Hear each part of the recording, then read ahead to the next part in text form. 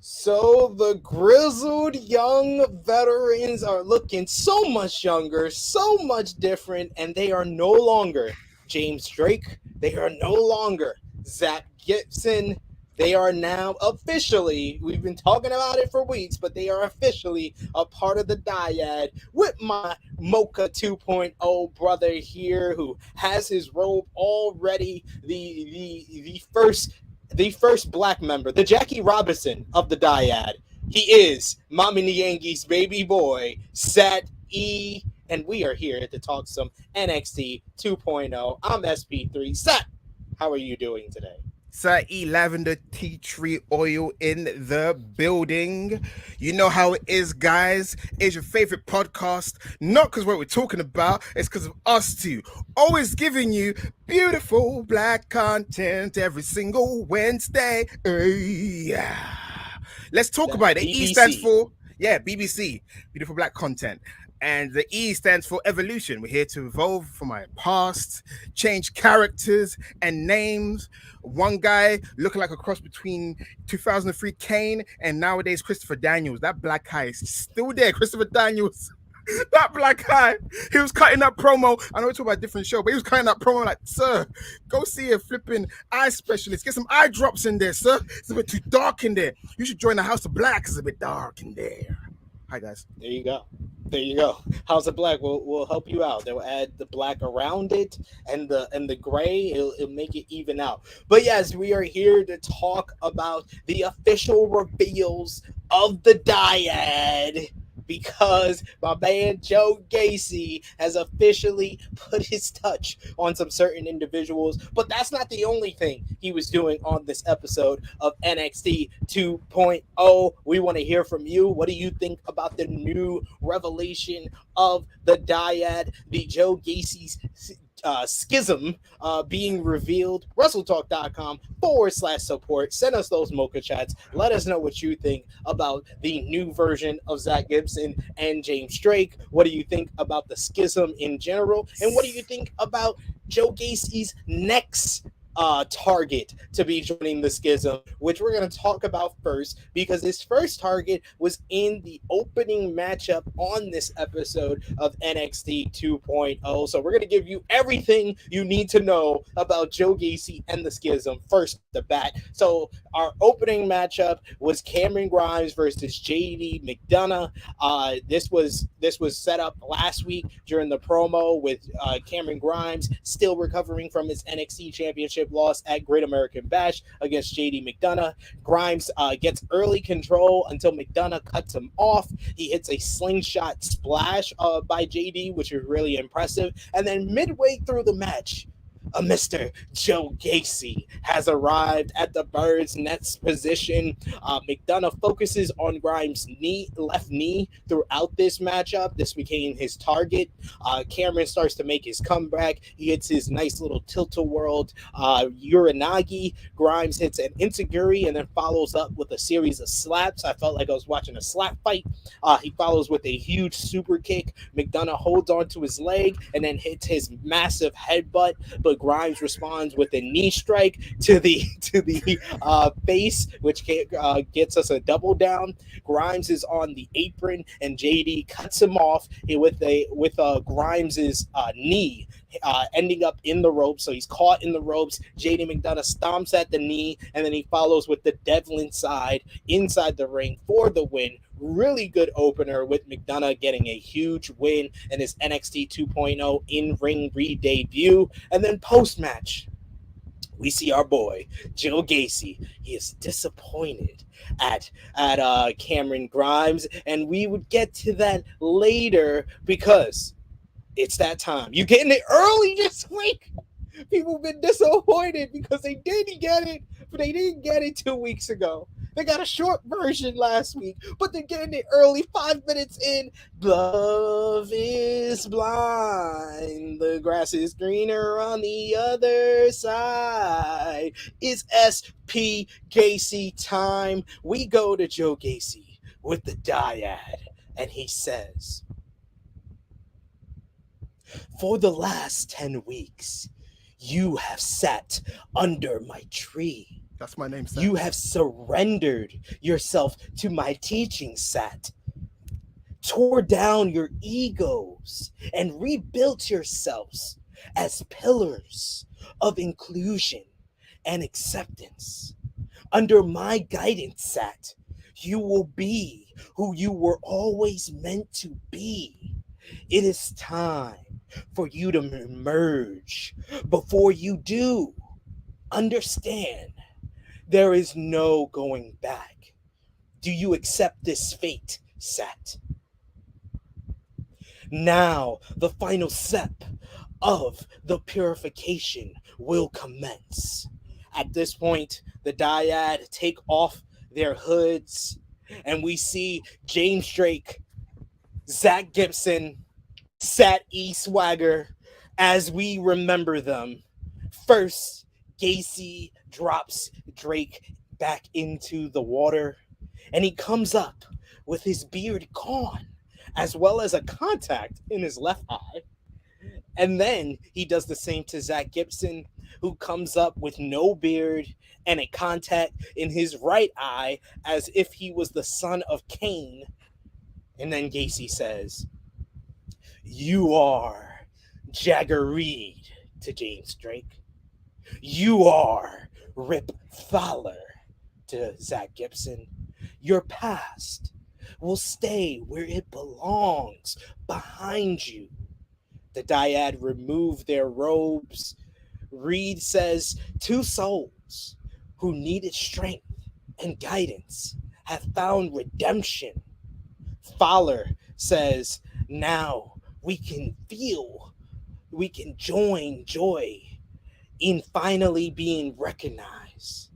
And then Gacy finally finished this off by saying, "You too are the first, but will not be the last to be unshackled. Many more will join. There is plenty of shade under the schism's tree. And to you, Rip Fowler and Jagger Reid, welcome home."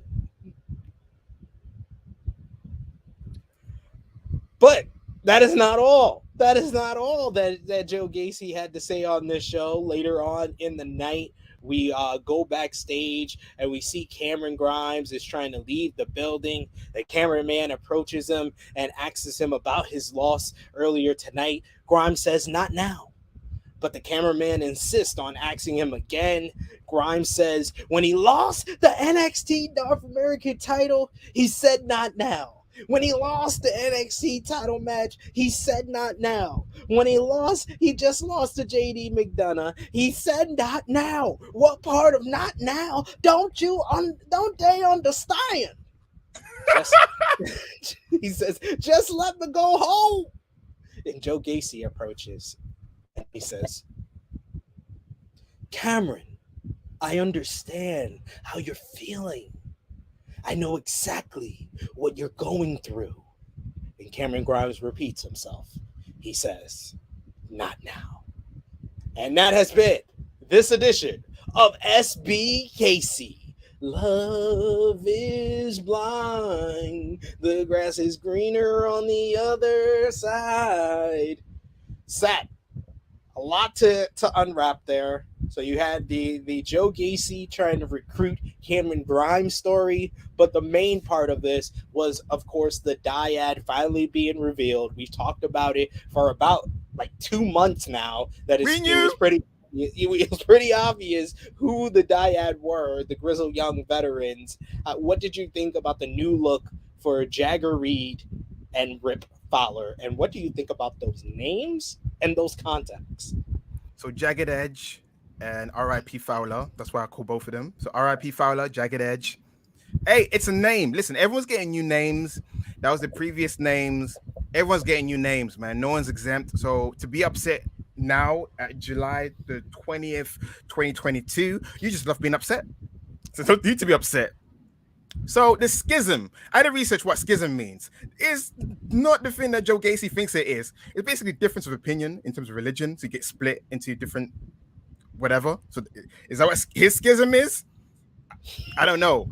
So what they look like to me is three creepy salesmen wear their short sleeve shirts and they pitch. So you know, you salesmen, you know what they do when they're trying to sell you a house or trying to sell you a mortgage, try to sell you a car. They're trying to be creepy and swarmy. But Joe Gacy's swarminess is creepiness. So they're like creepy salesmen. So they went from being grizzled young veterans to being creepy salesmen or creepy young salesmen. Oh my God, R.I.P. Fowler. He went from looking too old, well, older than his actual age, now then younger than his actual age. Poor guy, when he shaved, he had a shaving rash. You can tell he's got soft skin. Now he has to do for his job and get pimple-faced. But these guys are ultra talented. At one point, there used to be this thing on Twitter back when FTR were in WWE. They were saying that Grizzled Young Veterans are what FTR think they are. They are a modern day tag team that's kind of like a throwback to the old school, but they don't wear their influences like a cosplay. So these guys are ultra talented in the ring. For some weird reason, never won the tag titles in NXT 2.0. Do they need a fresh coat of paint? Maybe not. But if this leads them to winning the tag titles from the Creed brothers, who are we to cry? If you're a fan of these guys, you take a push, wherever it comes. So that is my response to your question. Concise. Throwing it back to you, sir. Woo. Very, very well said. I don't know how to feel about it because I was expecting the name change. I was expecting Lavender and Tea Tree. Yeah, I was hoping for that. But I was expecting the name change, which was pretty obvious from the get-go once we realized that they were the identities behind the Dyad, that they were going to get brand new names. And it wasn't no reports. We figured it out. No reports. We knew it wasn't going to be Dyad 1 and Dyad 2 anymore. But I was not expecting the shave, and I wasn't expecting the contacts, because I was just like, what is going on? Why do they look like this? Like, James Drake was one thing with his contact, but man, that contact on Zach Gibson looked like he was cockeyed. He definitely looked like he was Kane. He looked Forrest Whitaker all over the screen.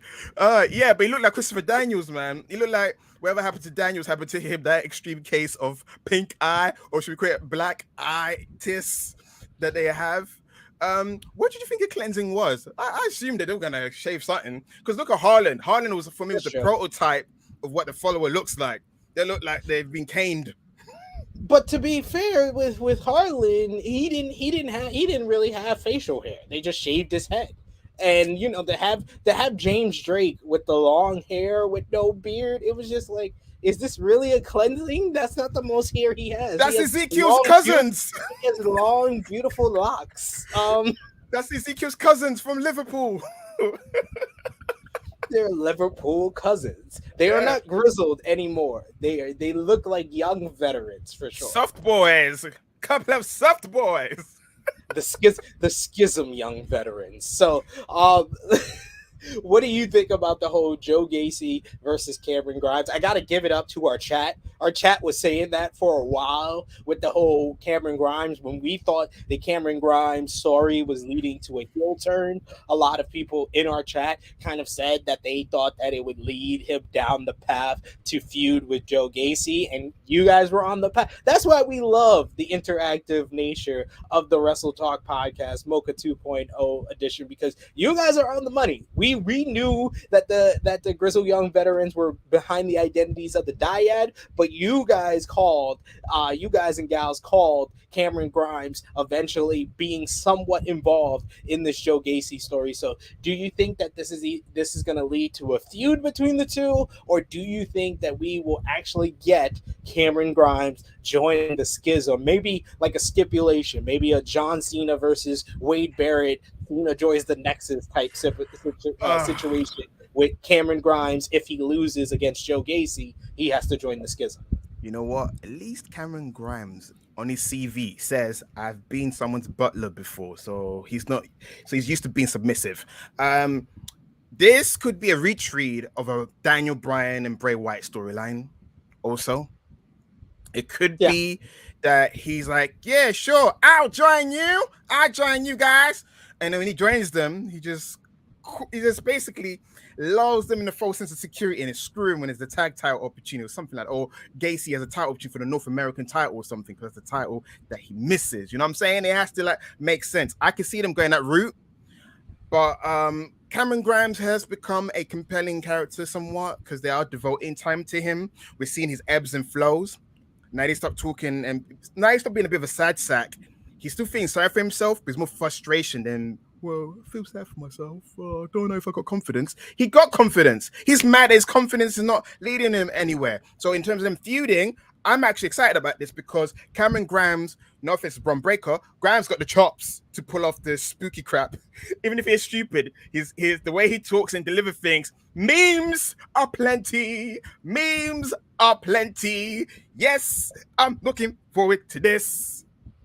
I mean, Cameron Grimes has probably been the must watch performer on the NXT 2.0 brand because Carmelo Hayes, he gives this to us every week as far as in the ring, but as far as story development, there hasn't been much for him. With Cameron Grimes, there has been a lot of development, whether it was before Stand and Deliver and him going on a short losing streak and disappointing his father, then winning the North American Championship and starting to get some of that confidence back, then immediately losing it in your house and feeling not feeling down on himself like he was before Stand and Deliver, immediately turning his focus to the NXT Championship, showing a little bit more aggression where we think it's going to lead to a heel turn, but he's still kind of on that borderline, and then he loses that matchup, and he's disappointed still, but you felt the growing frustration inside of him last week, and then the loss here to JD McDonough has brought that frustration out a little bit more with the backstage segment that we saw in this show. But will it lead to him joining the Joe Gacy's schism? That's the remaining question. So I like all the different development and story progression for Cameron Grimes' character over the last couple of months. I got a question for you because I realize you always ask me questions. Sometimes I never throw it back to you because you usually answer my questions. But I got a question.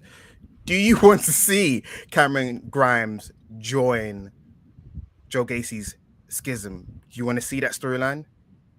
I want to see it just for the Joe Gacy promos, ladies and gentlemen. I'm always here. You know how disappointed I was for the Great American Bash. The Great American Bash got a solid thumbs in the middle, 100% for us not getting a Joe Gacy promo. If we would have got a Joe Gacy promo with the two good matches we got on that show, it would have been a thumbs up easy for me, but we didn't get that. Not only did we get a Joe Gacy promo on this show, we got a Tiffany Stratton promo on this show. This show is already getting a thumbs up as far as I'm concerned after last week's firm thumbs down for that Cora Jade heel turn, but we want to hear from all of you. We already know we got a couple of mocha chats in the chamber, but send us some more. WrestleTalk.com/support. We want to hear from you. What do you think about the non-grizzled young veterans, the new name changes for Rip Fowler and Jagger Reid? What do you think? Jagged Edge. The Cameron Grimes, Joe Gacy portion of this story? Let us know. WrestleTalk.com/support. But let's get into this episode of NXT 2.0. We talked about the opener. Before the opener, though, Sat, we got a well-produced recap of the Roxanne Perez and Cora Jade friendship and breakup last week. And honestly, this is just a testament to how good WWE's production team is, how awful that whole angle was last week. They always know how to make it look good and make it look like it was a well drawn out story, even though they gave us 2 months of storylines in a 2-hour show last week. They did a great job at covering everything. After the opener, we got 2 promos leading into the Battle Royal later in the night. I'll get to that, but I think the opening recap blends nicely into the main segment that we got in front of the NXT universe out in the CWC arena. Cora Jade comes down to the ring with the NXT Women's Tag Team title. Cora says the first thing she has to say is that the people should do is shut the hell up if they want to hear what she has to say. She says last week she stabbed her best friend in the back and she should have done it sooner. check that one off on the heel turn bingo that WWE always loves to hit. Then we got a You People promo, basically. Another check Yeah. on the WWE bingo for heel turns. She says for the past year, Cora, everyone has said that she is the breakout star. All the posters. Remember War Games when she jumped off the cage? All they could say was Jade is so young. She's gonna be a star. And then Cora says that she wanted to do it with her best friend by her side, and she got Roxanne through the door in NXT 2.0, and almost immediately the fans viewed Perez as the new breakout star. She is going to be the next NXT Women's Champion. And she said after so many attempts, Cora finally found the right partner and wins the NXT Women's Tag Team titles. And not even 30 minutes later, Roxanne decides she wants to cash in her contract and beat Mandy for the NXT Women's Championship. Cora wanted to make the NXT Women's Tag Team titles the most important, and Roxanne was already over it. When Roxanne did that, she knew their friendship was a lie, and that Roxanne had been using her to get her foot in the door of NXT 2.0. So Jade calls Roxanne a selfish biscuit. You know what I mean. Perez was in her own delusional world last week, and that was she didn't even see who attacked her, and of course, obviously, it was Cora. It was the perfect plan because Mandy wasn't expecting her last week, so she could have replaced Roxanne and beat her for the NXT Women's Championship, but Roxanne ruined her moment. So that's what made it better to betray her last week. Cora says there's not a woman in the locker room that will stop her from winning the Battle Royal tonight. Cora says the NXT Tag Team title doesn't mean anything to her anymore. So she takes the mic outside the ring in front of the announce table where there's a trash can. I don't think there's ever a trash Always can. Always a trash can? There must be. I was like, I don't think there's ever a trash can. Vic, but apparently... It's Vic Joseph eating so much. There was a full trash can. It wasn't like a stuck trash can where there's nothing in it, just the title. Someone was stuffing their food. Who is it? Samantha Irvin. Who's eating? Wade, is that you? She says this marks the true generation of Jade because she's wired a little bit differently. And then she pulls a Lunger Blaze, aka Medusa, and she tosses the title into the trash. What did you think about the promo? What did you think about her throwing the NXT Women's title in the trash? Based on her promo, this has been a great 6-month storyline. This payoff's been incredible. Wait, it hasn't been 6 months. See, that's the issue. The promo, the reasoning, yet deluded. It's like an Owen Hart style promo, even Triple H or Shawn Michaels or wherever. You get it. Her feelings were hurt, but what would have made it better? Them being actually tag team champions for a while. Roxanne loses the title. Oh yeah, I've got this breakout. Instead of going for a rematch, then go for the title. You know, that would have been great. It's like, oh yeah, cool. All right, you're ready for the breakout. All right, we just lost the belt, but all right, yeah, I'll support you. Then take her out. Because sometimes we like heel turns when you can kind of side with the baby, with the heel as well. When there's like a reason, you're like, yeah, you know what, they're heel. You're right. In real life, we wouldn't do that to our friends. We'll talk to them, go to therapy or whatever. But yeah, you should attack her. But the issue I have with the storyline is it's too quick. They burnt through the storyline because what's next? Because this storyline can end by SummerSlam, and you're like, well, that's it. They could have drawn it out. It could have happened for the next year, WrestleMania. This is a great storyline on paper. I would have enjoyed it. Everything she's saying, and the video package as well. I'm like, this is great. 6 months. Wait. That was a single night, like SP3 said. That was a single night or 2 weeks because of Great American Bash, or a week actually. So yeah.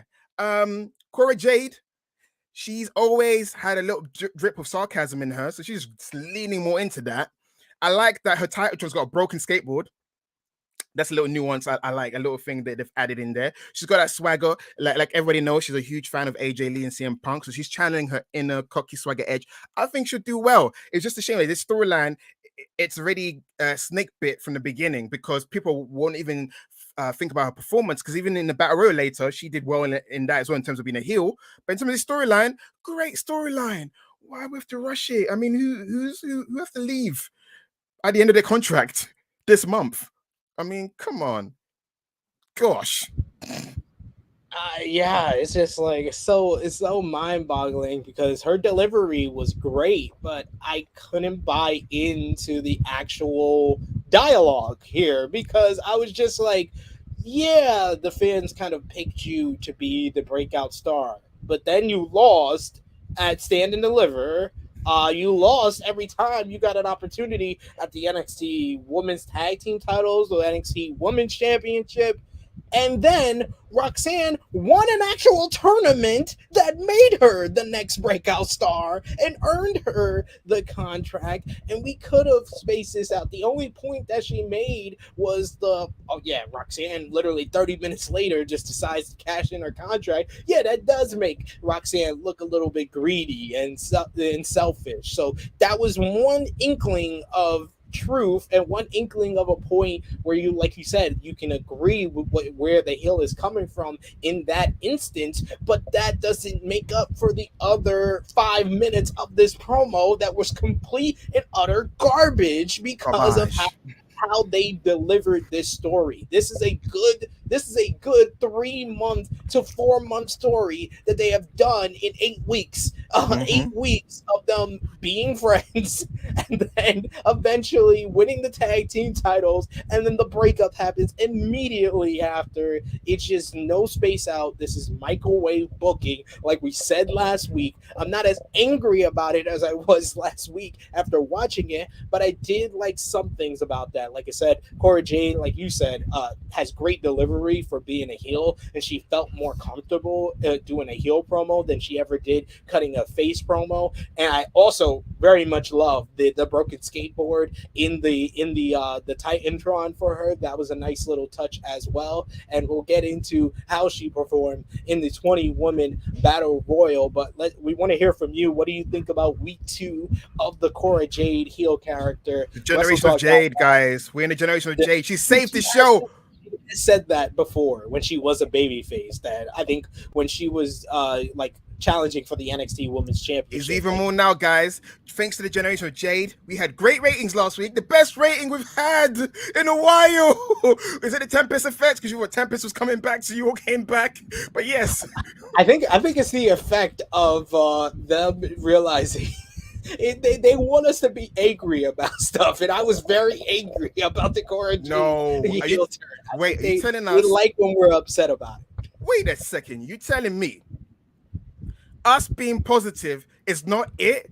A fresh spin on podcasting doesn't work? The tried and true, angry, Jim Cornette-esque at the cloud, that's what get the ratings. Guys, tell me, is that what you want? Do you want the lovely, positive Mocha experience to be turned into a cesspit, however you want to put it, a cesspit of negativity, trauma dumping about the show that we watch every week? Like a life depends on it? Let me know. Put in the Mocha chats. We need more money.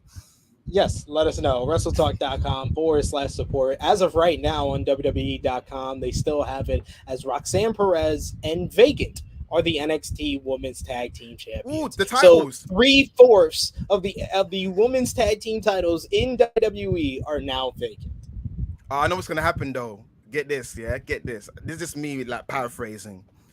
We're going to talk about it later. A certain person has returned. That certain person loses to Mandy Rose, but that certain person now becomes tag team champions with Roxanne.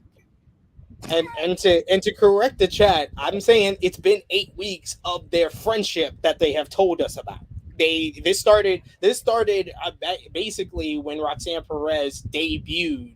They introduced that she was friends with Cora Jade. Roxanne Perez has only been on this show for about 2 to 3 months. So it's literally an 8 weeks of them being, it was 6 weeks of them being friends, 1 week they win the tag team titles, and then the very next week they lost the tag team title. So it's not 3 weeks, it's not 2 weeks. I don't mean any of that. I'm talking about the entire story that could have been 6 months, that could have been, like Sat said, almost a full year up until WrestleMania season. They did the whole story of them being friends, then winning the tag team titles, and then the breakup over a course of 8 weeks. One more thing to add. Michael Hickenbottom, Book of the Year. He of all people knows great breakup stories. It's from drawn out experiences. Heck, put in an NXT magazine.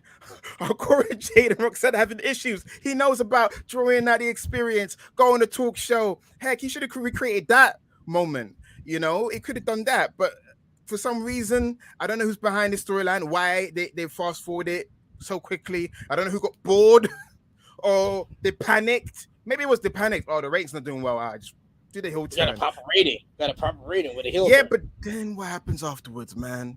This storyline could have been great. This is why I keep saying, people, for all the people that want to be like, oh no, NXT 2.0 is in control by Triple H and Shawn Michaels. No, this has Bruce Pritchard's fingerprints all over it. But like I said, we'll talk about more about Cora Jade as far as her being in the 20-woman Battle Royal. Speaking of the 20-woman Battle Royal, we got some promos after our opener with JD McDonough and Cameron Grimes. First, we got backstage Nikita Lyons, who says that everyone is going over the top rope. She says they can all bring the fight, but she's bringing the heat. Lyons says, Mandy Rose, we have unfinished business, so she's coming for the title. She tried to bring that, like, to it. You know what? She had that AAV. She had that African American vernacular speak. That's the way she was talking. I was like, Nikita, you've been hanging around with people of color during your time off. Is that why you come up with that new swagger? When she was talking, I was like, girl, if I was wearing my glasses or I wasn't looking at the screen, I had sensory deprivation or whatever, I'd be like, yo, this black woman speaking facts. I mean, yeah, that to me is correct, but what's going on there? So yeah, the AAV. She just got Ray Villago. She got what Michael Jackson got. She got the Virgo. She got the Virgo in the bottle. She got that Virgolitis. Back from break, we hear from Tiffany Stratton backstage, who says, and I quote, I just find it so offensive that I have to compete in this battle royal tonight. Avi, I am like the only woman deserving of a title match. And if you can't see that, I am so sorry. It must be so difficult going through life completely blind of everything around you. Enjoy your pathetic existence underneath that rock while I go on to win the battle royal tonight. Sincerely yours, Tiffany Stratton, the next NXT Women's Champion. Give this woman a group. That's the only thing that's missing. I feel like if they gave her a group, she could focus on character development. Because right now, I feel like because they don't have a secondary women's title, and they've dropped this Grayson Waller association the second time they've done that. She's kind of like, she's got a feud with Wendy Chu, but she needs someone to interact with. That's a character that needs a group or bodyguard or a second, another female wrestler. Give her Ariana Grace, the daughter of Santino. She's not doing much. Let her be a punching bag or something like that. Or even Saray. Saray have a head injury. She forgets who she is and be her like her. I know you're gonna hate that. Sorry, blasphemy. Saray, what happened to Saray? That was my notes. Did she get lost in Chase U? She did, man. Lost. She wasn't in this match. That was a big like glaring omission from the battle royal, but hey, it is what it is. Backstage, Mackenzie, after the Cora Jade promo, she's interviewing Zion Quinn about interfering in Apollo Crews' match last week. Zion brings up Apollo closing his eyes and seeing the future. See, it is a gimmick, ladies and gentlemen. Y'all thought we were playing when we said that's so Apollo, but he didn't see that coming. Quinn calls himself the X Factor and says that he faces Apollo next week. Can I say something? Yeah. Axiom Quinn. And you're dealing with the X Factor. Just give me that song. It'll be worth it. Just give me that song. That'll be worth it. Give him Uncle Cracker. Just I give me that know. song. Yeah. Can I sing it? Can I sing it, or are we gonna lose money? No, I don't think you were doing good enough. But go ahead. You're dealing with the mocha chats. I got everything I ever wanted. I'll never give that back. I know you hate that mocha. You never look at me like that. I said you would never look at me like that. Yeah. I know they're watching. That should be Nikita Lyons' theme song. She's trying to appropriate black culture, but she don't like the mocha. Back from break. Oh, Alexis, Texas. Indy Hartwell says she's still searching for what she needs now that she's on her own. Indy says she can do it her own way and win the Battle Royal tonight. Can I say something before we continue? A lot of promos tonight, I felt like they're referencing you because there's certain things you've mentioned and people mentioning in their promo. Because she mentioned that she slipped. She mentioned that she's still finding her way. I'm like, wow, they must really watch our podcast. Because later on, another thing was mentioned. I was like, oh, I wrote down the notes. It's coming somewhere. But I was like, oh, they're coming for SP3. I think Wade must have mentioned something there. I was like, oh, yeah, we'll get to it. Yes. We'll get to it for sure. Roderick Strong next versus Damon Kemp. That was set up last week. Damon Kemp hits a nice little Norman Smiley around the world body slam at one point. He probably learned that from Norman, who's one of the trainers in the Performance Center. But Roddy gets control, attacking Kemp's midsection. Kemp makes his comeback with a series of clotheslines and then a belly-to-belly suplex. He even busts out a slingshot spear like his name was Johnny Gargano for a 2 count. On the Titantron, though, we see Tony D'Angelo calling out to Roderick Strong and saying that his diamonds aren't shining too bright as the D'Angelo family is jumping the Creed brothers backstage. Damon Kemp looks like he wants to go to the back to help out his teammates, but Roddy takes advantage of this and catches him with a rising knee strike for the win. Decent match, but it was more about the angle at the end, setting up Diamond Mine versus the D'Angelo family. And then we got back from break. We see the Creeds recovering from the beatdown. Strong approaches and says that they should have been able to beat them regardless of the numbers advantage. Then Damon Kemp shows up and Roddy yells at him for taking too long. And then he screams in fake outrage, saying that Tony D started this and they will end it. What did you think about the match and then that post-match there? And we had more later on, but what did you think about the match first with Strong and Kemp? They've made Roderick Strong unintentionally hilarious with this outburst. Where were you? Why are you so slow? He wanted the victory so bad. You know, that was like, if I'm not number one, but I'm going to be number two. David Kemp, eat my crust. You're number three. You stay number three. I'm number one in my head. Damon Kemp, if you made it concise, it was like a YouTube highlight of the match. He looks incredible. You put him in a whole match. The one thing he's missing, I put down, he's missing intensity and urgency in the ring. He's still finding his way about because when he does moves, that's a great move. He left it too long to capitalize. Now I want to know what's doing next. He is a former amateur wrestling champion, or he's got pedigree in that department. I want him to be explosive like the Creeds. That's the only thing that's missing. He's nearly there. He's working it. He's putting it together. But man, that's the only thing that's missing. Roddy wins. F all of that. Roddy wins. That's the most important thing. And is Legado really? Are they really gonna go with D'Angelo in the end? They've extended his storyline, but to be honest, I want to skip like a TV show. Can I find out when Santos comes back? Does he keep his click? His click? Does he keep his click? Does he keep his click? Or are they going to put him under a mask like they did someone else on the show? Man, when we get to it, man. He's going to go back to Phantasma. We're gonna talk about that next part, that pharmaceutical drug. But also back from break later on in the show, Mackenzie interviews Diamond Mine. The Creeds say it's on site for the D'Angelo family now. He's stealing lines from Eddie Kingston. Julia says that Tony D has two choices now. They accept a 8-man tag team matchup, or Diamond Mine will hunt them down and beat them up.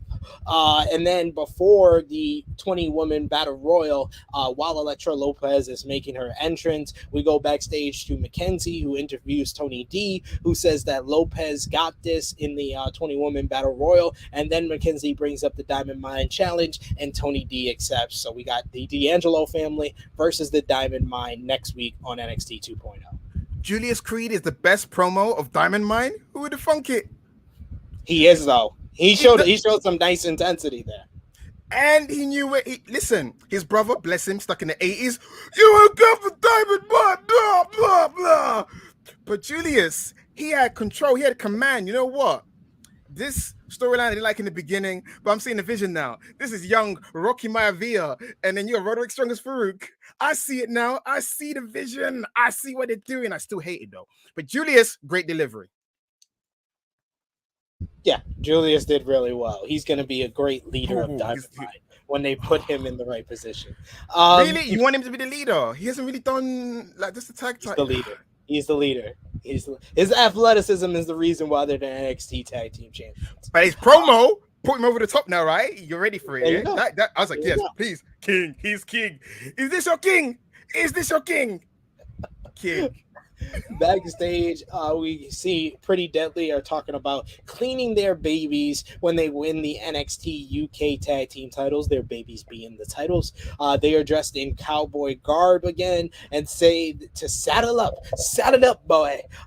We see Briggs and Jensen and Henley are getting hyped for their title defense, and that leads us into the NXT UK Championship matchup.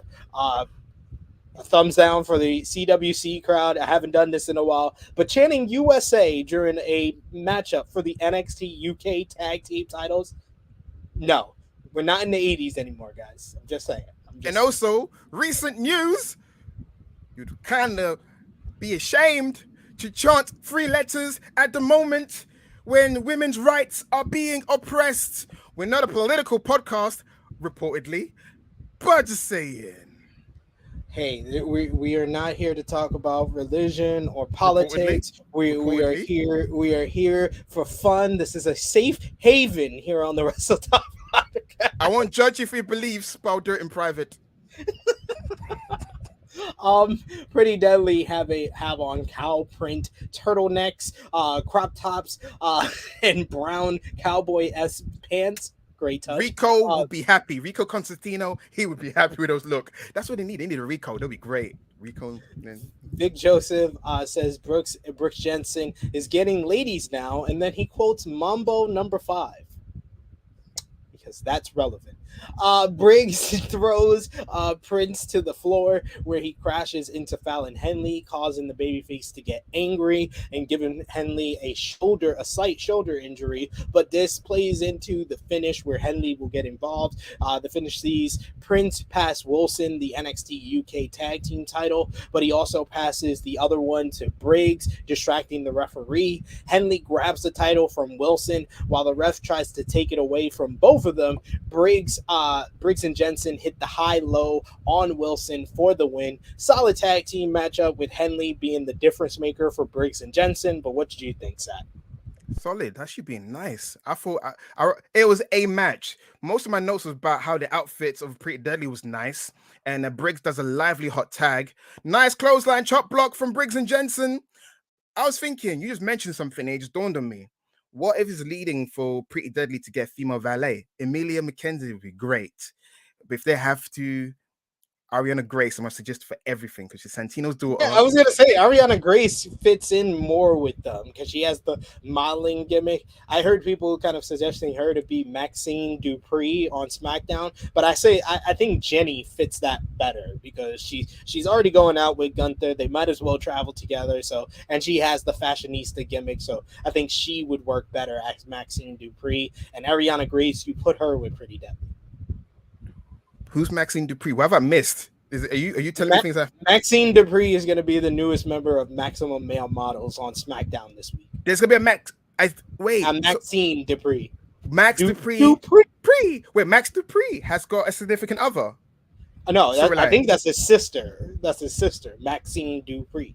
I'm so Dios míos. I'm confused. And then who's rumored to be Maxine Dupree? Who's rumored?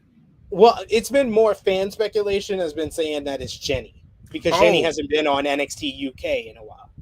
oh, because she's in Florida. It makes sense. Mhm. How do we keep Gunther energized? How do we keep him on that diet? If only we knew Vader liked women too, he would have kept his diet. So yeah, get Ginny there. Gunther will keep the diet going. Because if Ginny's in the United Kingdom, Gunther may slide and Walter may come back.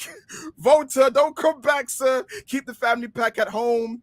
Gunther's got the six pack, baby. I get it. I see the vision. I'm there. Maxime Dupree. I'm with it. Thank you for updating me. I've been watching WWE in a while.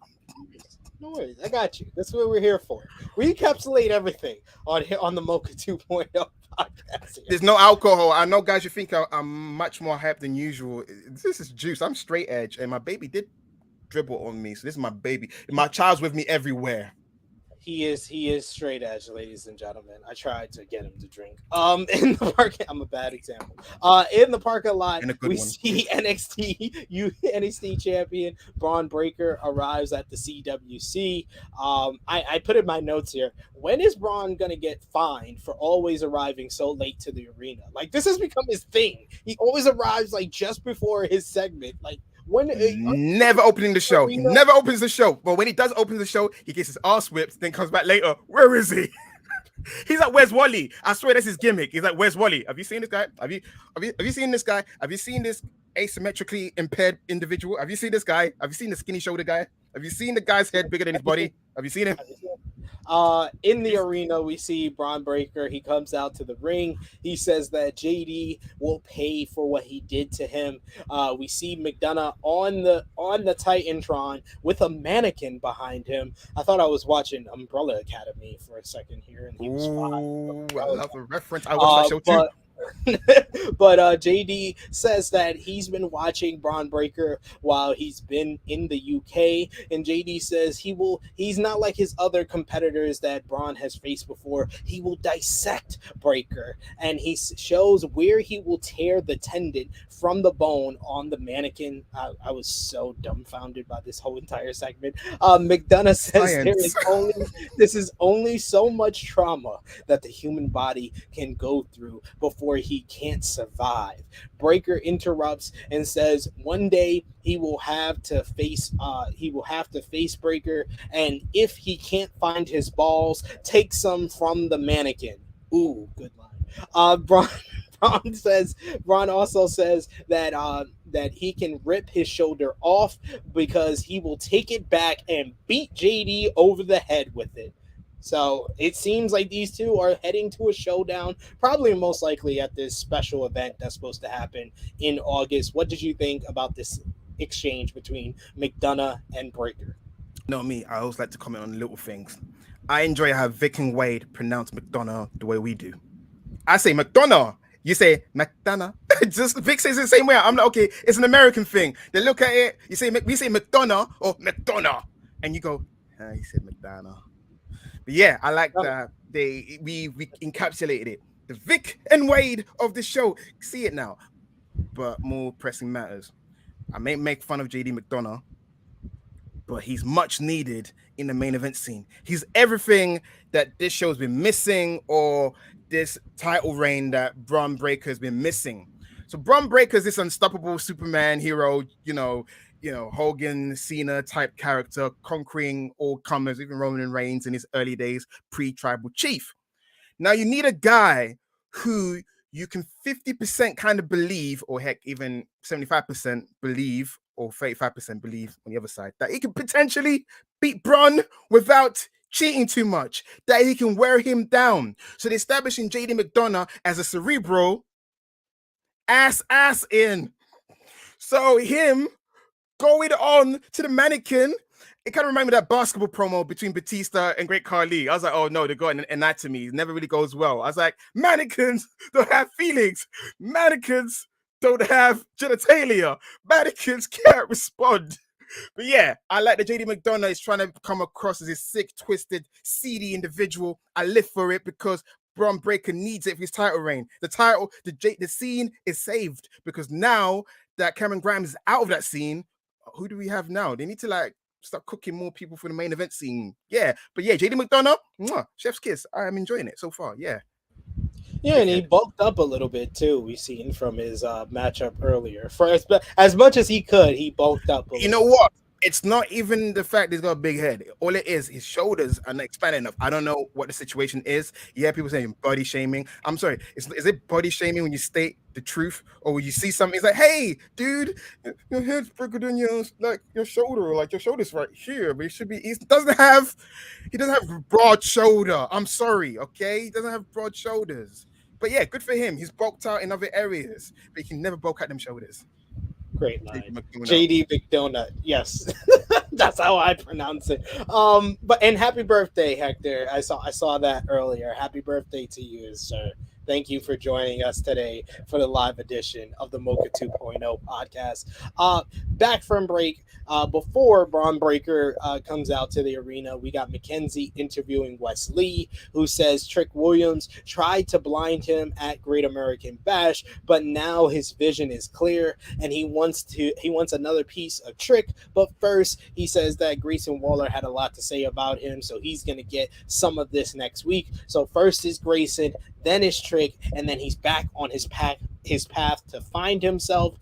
Still trying to find himself. I thought he would have said, then next, I want some championship gold. Next is Carmelo after that. But I hope that's where he tries to find himself.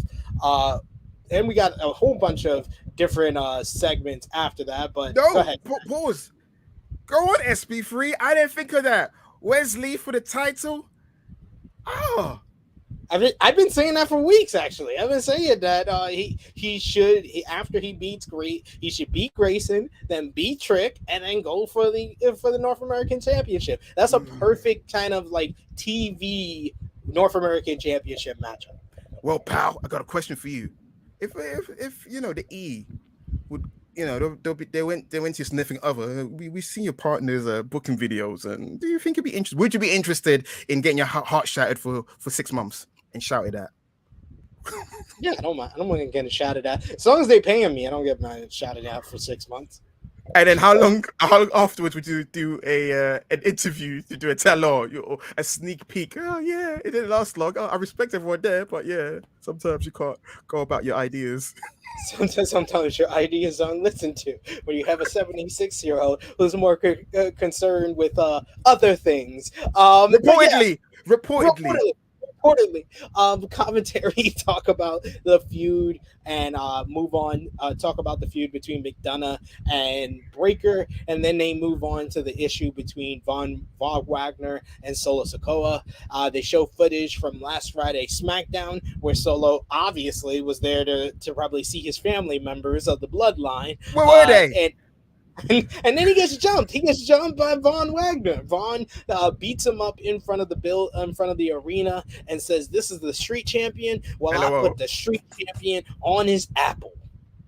Can I say something? He put him on his peach, put him on his backside. I like the zinger, but again, Jan Wagner, his delivery is just like he seems like a kind of guy. If you have him read out a menu, he'll get lost reading out what he wants for dinner. He just bless him. Just Mr. Stone.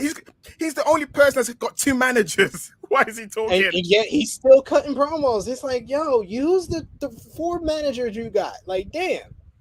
Oh, yeah, good. Wade, Sophia Cromwell, Mr. and Stone. Mr. Stone and Robert Stone. Like, you got a bunch of managers. Like, sheesh. The Genius. Like, damn. Yes.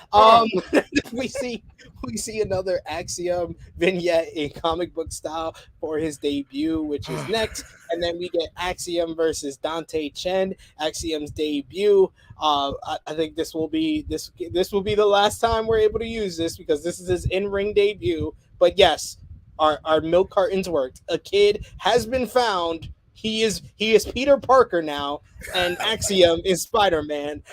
Cool entrance though by that makes Axiom look like he's moving in hyper speed. I like that. That was pretty cool. But Axiom looks like a more toned down Dark Sin Cara. You remember when Sin Cara versus Dark Sin Cara? He looks like a more toned Dark Sin Cara. That would be nice, but I'm like Fuego del Sol, Wagwan.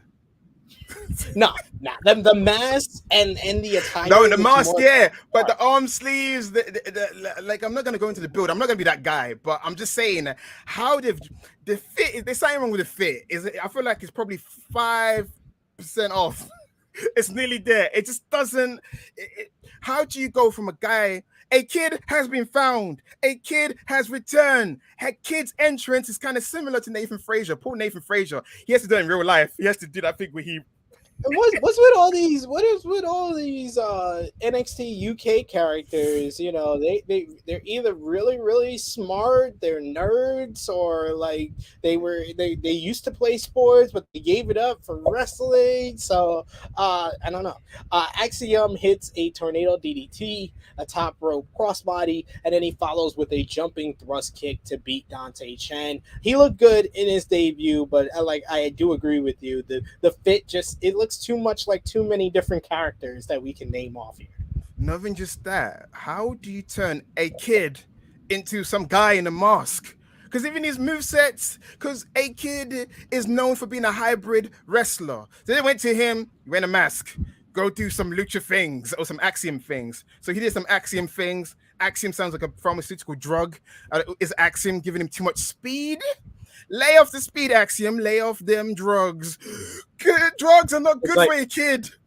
It's like Carlton in the episode of Fresh Prince, right? when he asks Will for some caffeine pills. Yeah, Axiom, lay off the caffeine pills. Drugs are not good for a kid. It's not good. You'll wind up like Jesse Spano, and you'll be like, "I'm so excited! I'm so excited! I'm so scared." So for real though, can Axiom make it to the main roster? Will he get pushed for a month? Will he get associated with Rey Mysterio? Because he can speak Spanish as well. And maybe any masked wrestler seems to be associated with Rey Mysterio at one time, or other masked superstars. Will Bruce Pritchard say, "You got your Mighty Mouse. You got your Mighty Mouse"? Will they give up on him by the end of the year? Yes, to all the above. But good luck to a kid. A kid's back, so I'm happy for that. Then we got a series of some backstage segments and vignettes. We got backstage. We hear from Lash Legend ahead of the 20-woman Battle Royal, who says she will win, and she calls out Alba Fire. Then we got an earlier today where we see Giovanni Vinci. Fan asks him to take a picture, so he takes her phone and takes a selfie instead of taking the picture with the fan. That was great. Chase U pulls up on a bus, and they've returned from London, but it's in the way of Giovanni's nice car. Thea Hale gets her fingerprints on the nice car, so I'm guessing we're going to see either Bodie Haywood or Andre Chase versus Giovanni Vinci next. Then we got one of the good things about these series of segments. In the barbershop, we have Trick Williams and NXT North American champion Carmelo Hayes talking about being tired from the Melibration last week. They discussed Solo Sikoa, saying that he's got next, but he's got his hands full with Jan Wagner. They bring up Giovanni Vinci and Apollo Crews. Melo gets a text saying that Wesley has been talking trash about Trick on TV. Trick says he needs to be worried about his match next week with Grayson Waller. Williams says he knows one thing: Grayson's gonna lie and Wes is gonna cry. Might as well watch the ending of Titanic. Great line, Trick, as always. Mello tells the barber to take care of Trick's haircut. He takes off his hat, and we see that his dreads are a little crazy. So Mello tells the barber that he's gonna pay him extra to take care of Trick's hair. That was nice. No, you said it well. I got nothing to say about that. It's a great way for them not to be on the show, but have them something to do. So I always appreciate seeing a little Trick Mello action, baby. Yes, Trick and Mello always a nice Oh, spot. And Melloverse. I like the Melloverse. That's good. Yes. Yo, world, you're in the Melloverse. I like how he talks. So Melibration and Melloverse. They seem to always be able to do that.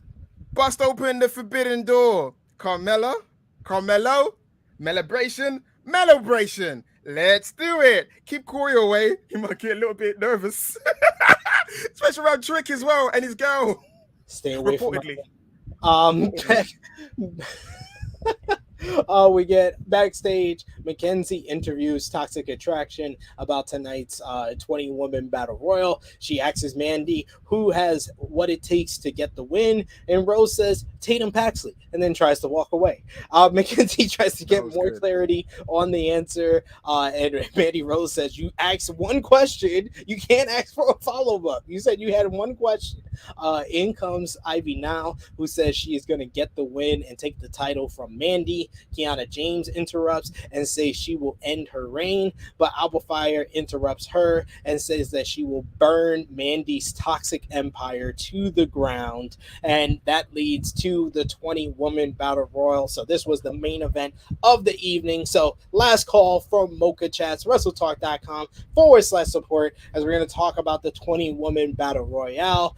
After Cora Jade makes her entrance, out comes Zoe Stark, making her return, and she was the person behind the barcodes. Apparently, the 8, 10, 11 meant 8 months, 10 days and 11 hours since she's been out with injury. When she injured herself at Halloween Havoc. One of the barcodes was Havoc. That Yes, where they going to say that, represent yeah. for Halloween Havoc. And then the last barcode that played on this show was NXT Up Next before the Battle Royal. So it was Zoe Stark behind the barcodes that we were talking about a few weeks back. All the women surround Cora Jade at the start of the match, and she runs off to the back, and she doesn't show up until later, because that's what WWE does in every Battle Royal. A heel has to be out of the ring for the duration of the match and then come back later. Alba and Lash eliminate each other, continuing their rivalry. Tiffany looks like she eliminates Wendy Chu at first, but Wendy lands on her pillow without her feet touching the floor to get back in the ring. Yeah, that was shaky. They tried to compare it to Kofi Kingston. I was like, no. All of Kofi's near eliminations were better. After a few more eliminations, Kiana James eliminates the injured Fallon Henley. Then Tiffany Stratton finally does eliminate True by nailing Wendy with her own cup. Katana and Kaden are working together. They eliminate Sloane Jacobs, Electra Lopez, and then even Ivy Nile. But Ivy takes Katana out with her after Nikita Lyons tosses her over the top rope. Lyons then hip attacks Kaden out to Katana and Kaden. I always get those confused. Katana and Kaden are jumping now on the outside of the ring. So Tatum Paxley eliminates herself by doing a plancha onto Katana and Kaden. You could have done a suicide dive, a tope suicida, and gone on under the top rope. That's level 3 in the PC. wait. What's harder to do? Actually, you know what? Yeah, that's level 3, because to do a suicide dive without hitting your foot or trapping yourself takes quite a feat. That's level 3. I guess. Norman Smiley will teach her next month. I guess so. Lindy Hartwell starts running wild on everyone, but when she goes for a big boot on Tiffany, Stratton pulls down the top rope and eliminates Indy. The final 5 are Zoe Stark, Tiffany Stratton, Kiana James, Nikita Lyons, and Cora Jade, who's still backstage at this point. Lyons eliminates James, but as she eliminates James, Tiffany Stratton comes from behind and eliminates Nikita. I was surprised by that one. This leads to a showdown between Stratton and Stark. Tiffany avoids elimination a lot better than Wendy Chu did earlier in those near multiple times. She skinned the cat.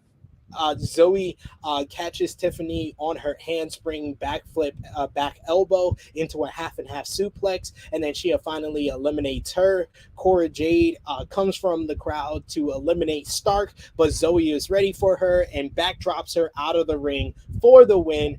Fun battle royal with a surprising winner, the returning Zoe Stark. Post-match, Zoe Stark stares down with Toxic Attraction, who were sitting in the Toxic Lounge for the battle royal. In commentary brings up that it was Toxic Attraction that took out Zoe Stark months ago, and now she's back for revenge and going after the NXT Women's Championship. What did you think about this 20-woman battle royal? Who stood out the most for you? I thought that this was all designed for Nikita to win. I mean, she was the first one to do the promo. Heck, she had a great showing in the match. But she didn't win. Zoe Stark won. Yay, Zoe's back for many reasons. we needed a women's wrestler that wasn't just starting out, or that was part of the breakout tournament this year. We need someone they can rely on, depend on. She was one of the last wrestlers to come out of black and gold. It's kind of weird. Can you call it black and gold? Because it's kind of like being born in 1989. She was born in 1989 of the NXT black and gold. But can you say you're on 80s, baby? Can you say she's a black and gold child? I mean, she did have a tag title with Io Shirai. They had the beginning of the cringy angle started with them actually, in a diner for some reason. She did a lot of cringy dialogues. That was Zoe. Then when she got injured, the only good thing I said about the injury was, thank goodness Io Shirai can get out of that cringy angle they were putting together. Sucks that she was injured. Forgot that Toxic Attraction injured her. Adds a little, stokes to the fire. But do they give the title to someone that's been gone for a long time? Because even when she was tag team champion, Zoe Stark was still developing as a character because she's still just Zoe Stark. She's a wrestler. Zoe Stark. She does moves. Who is Zoe Stark? She just came back from a leg injury. So if they gave her the title, I can see people turning on her because she's not fleshed out, besides the human thing with Io Shirai, unless Io Shirai comes back and feud with her for the title. But I don't see her winning because I still feel like they're just prolonging Nikita to SummerSlam or maybe down the line. I don't know. But if Zoe does win, yay, again, because she's been there for a while. But I don't know because I feel like it's come out of nowhere. Is it going to happen next week or the week after? Or are they going to build to it? But we'll see next week. But I'm happy she's back. Her new song's a banger. It kind of made me miss Aleister Black's theme. I was like, yeah, Zoe, inject that enthusiasm into my veins. I liked it. Yeah, I was like, yay. And Kiana James in the final four. Someone likes her. I mean, she did wrestle in the AEW Dark a couple of times before she got hired. Kiana James was the one that surprised me the most as far as like the people that were in the final portion. I expected, Zoe Stark making her return to be involved in the final portion. Nikita Lyons, of course. I said the new four horsewomen of this NXT 2.0 is Tiffany Stratton, Nikita Lyons, Cora Jade, and Roxanne Perez. That's the new four horsewomen, that the new pillars of their women's division in NXT 2.0. I'm not saying they're as good as the original four horsewomen. I'm saying those are the four they're building on. They're better. You know why they're better? Because Vince approves of it. That was Triple H's four horsewomen. This is a Vince approved stable. And also, to answer your questions, I didn't do it. Sorry, because I talk so much. Nikita stood out. Them kicks were kicking. Them suplexes were suplexing.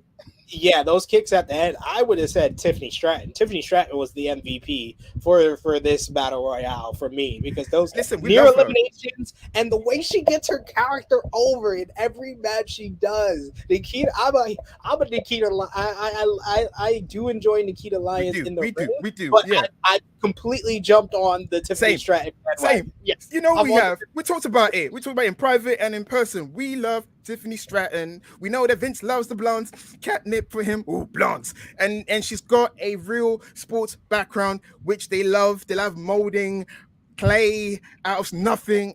So she is the future. She might potentially be a grade below Bianca Belair in terms of outreach or whatever, but she's gonna be a thing. She's gonna be like Alexa Bliss, but with hormones and she's gonna skyrocket, guys. Watch it. She's gonna be the future. I'll be shocked if she's chasing the 24/7 title with R-Truth. Yes. So let's put our thumbs in the middle here for this edition of the NXT 2.0 from July 19th, 2022. In 3, 2, 1.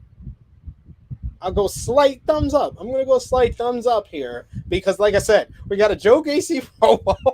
You got Tiffany Stratton in a promo and the 20-woman battle royale. You got the surprise of Zoe Stark's return. So I did enjoy this episode. I think it's because last week's episode was one of the worst I've seen since I've been starting to do this podcast, that this was a much better upgrade on last week for me, even though there wasn't any great matches that really stand out. The opener was probably the match of the night, but I would say that overall the show was a lot more. I could handle this show a lot more than last week. A lot was happening. You even had some decent in-ring action and some quotables I didn't get a chance to say. Roderick Strong said, "Take off that stupid hat." Made me chuckle. And Tony D'Angelo saying, "Fugazi, tough guys."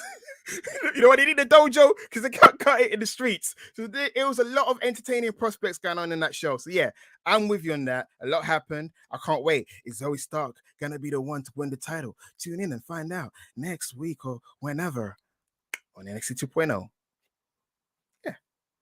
We shall see. And Sat, I know you got to do your roll call, so let's get to it. Let's get to it, ladies and gentlemen. Here in the Mocha 2.0 podcast, we like to appreciate our mods. They're the hardest working people we know, and you know sometimes they don't get the shout out. So this is our way saying thank you and we love you. So shout out to Mod Brother Les. Shout out to Mod Brother Paul. The ladies call him Baba. Shout out to Mod Brother Chris. And shout out to the mother of all mods. Ladies and gentlemen, clap your hands for Mod Mother Jenna. Blue Wedge Order 444 Live. Thank you guys for always for your hard work. Well done. Thank you, as always, to the mods. And Sat, got some mocha chats in the chamber. Let's get to that. We do. We've got Hector Rodriguez, who's been a member for 7 months. And he says, it's my birthday, guys. But what in God's name was this GYV? Was fine as is. Now if it took like a creator wrestler, you only had 5 minutes to make. Yes, they did. Yes, they did. It was, yeah, I don't understand why they did this type of change. The context is the thing that throws me off the most with it. But hey, they're not grizzled anymore. They're definitely schism. They're definitely the Dyad now. They died hard. Die Hard 2, Die Hard 3. Okay. Mayor Painesville Dan says, hello, my favorite Jaggers. How's it going? Is it time for another NXT 2.0 review hit show? Sat, SP3, BWO, loads of fantastic people on this fine Wednesday. I miss GYV already and that banger theme. Yes, I'm gonna miss that too. My daughter says hi. Harlem Shake it. Yes. Yeah. I mean, I'm gonna miss GYV. Period. They're no more. Dad, I'm sorry. Yeah, they sound like GYV, but just spew a lot of word salad. Stuff that don't make sense. That's usually what the Dyad and Joe Gacy do. That's what they have adopted that from Gacy. But yes, they're Bob Backlundisms. Anyway, we got Tails P saying, Cora, yeah, I got this. What a pittance. Throws belt away. I don't know if she's HBK in the Rockers or Nash in the Clique. The whole Rumble, I was trying to think of a name for Fikishi since she was dressed as Almighty. A Kid was found, but where's Boa? Thank you, Tails P. Thank you, Tails P. That's a good question. I don't know where Boa is. Boa hasn't been seen since his feud with Solo Sikoa. He's gonna probably come back as Boism or Boki or. Do you know like his gimmick? Help me! I'm possessed. It's not my fault. I'm possessed. Wendy Chu gave me this curse. Maybe he comes back as Wendy Chu's sleepy older brother.